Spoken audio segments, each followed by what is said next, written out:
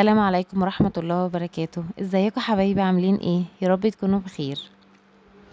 هنعمل مع بعض النهارده وينجز بصوص البافلو، طعمه حلو قوي، ومعاها شوية رز ابيض بيبقوا طعمه يجنن.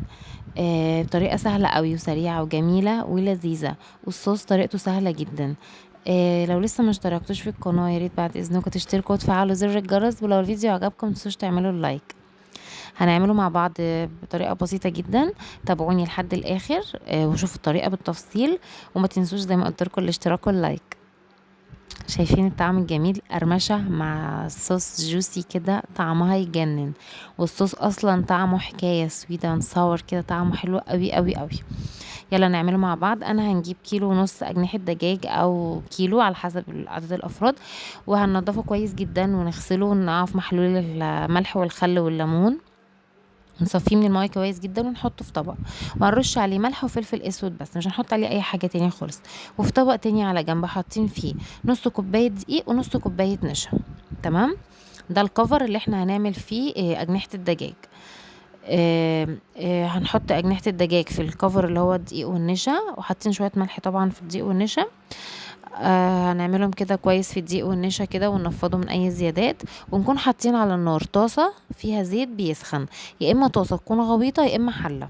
اهم حاجه يكون الزيت مغطي الفراخ عشان خاطر تستوي كويس، لان اجنحه الدجاج انا مش مسويها، انا حطاها نيه. فالزيت هو هتستوي في الزيت، هي بتقعد حوالي من 10 دقايق لربع ساعه، ما بتقعدش اكتر من كده.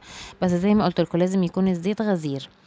انا عملت كده كميه حلوه في الدقيق، وهنروح بقى على الزيت كان ساخن كده خلاص، هننزل فيه الاجنحه بتاعه الدجاج. مش هنملى الطاسه قوي عشان خاطر ما نبردش الزيت مره واحده، وما نقعدش نقلب كل شويه عشان خاطر الكفر ما يتشالش والدنيا تبوظ معانا. هو احنا بس انا بوسعهم بس عن بعض كده، والزيت النار كانت عاليه، بهديها بوطيها بقى شويه ايه عشان يستوي كويس. وبنقلب زي ما انتم شايفين كده. اول ما نلاقيه طلع تاني هو اول ما بنحط الزيت بينزل لتحت، ما يرجع يطلع تاني لفوق كده، يبقى هو كده ايه، نقلب بقى على الناحيه التانية. انا بحطها على مرتين عشان تطلع معايا كريسبي، يعني انا دي اول مره طلعتها من الزيت، بسيبها تبرد وبرجع تاني ادخلها في الزيت عشان تاخد قرمشه كده. تمام. هنعمل بقى الكميه كلها زي ما قلت لكم. هنعمل بقى الصوص مع بعض. هنجيب 3 معالق زبده، هنحط عليهم معلقتين كاتشب ومعلقه هوت صوص. لو مش عايزينه حراق خلاص يبقى نحط 3 معالق كاتشب، وهنحط عليهم معلقه فلفل، معلقه عسل اسود، ومعلقه صويا صوص، ومعلقتين خل. تمام. تقريبا الحته بتاعت الخل ما جاتش. والتوابل بقى معلقه صغيره من البابريكا، معلقه نص معلقه توم باودر، نص معلقه بصل باودر، ونص معلقه فلفل اسود، والملح. ونجيب كوبايه نحط فيها نص معلقه نشا، معلقه صغيره سوري من النشا، ونص كوبايه ميه، ندوبهم كويس وننزلهم على الخليط. اول ما الخليط كده يستوي معانا ويبقى تقيل حاجه بسيطه كده، خلاص يبقى نشيله من على النار.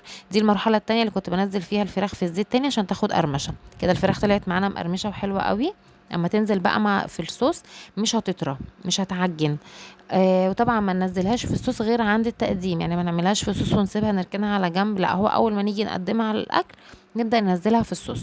عايزين تحطوها في الطاسه وفي الصوص وتدوها تقليبه على النار، ماشي. عايزين تحطوها على البارد كده زي ما انا ما عملت، ماشي. الاتنين بيبقى طعمهم حلو جدا ومفيش اي مشاكل فيهم، والفراخ بتفضل زي ما هي كريسبي من بره وجوسي كده في نفس الوقت، وطعمها حلو قوي.